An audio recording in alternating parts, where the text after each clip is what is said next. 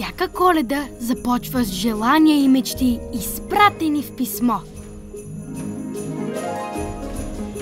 Ами какво, ако то не стигне до дядо Коледа? Аз знам, че всяка година, точно в 12 часа, дядо Коледа ще дойде тайно през вълшебната нощ, за да остави подарък за мен по телхата.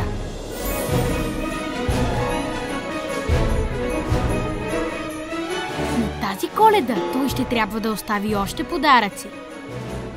С малко помощ от мен и от Хипо, за да може да има подаръци и за децата, които са изпратили писмо до дядо Коледа, но то не е пристигнало.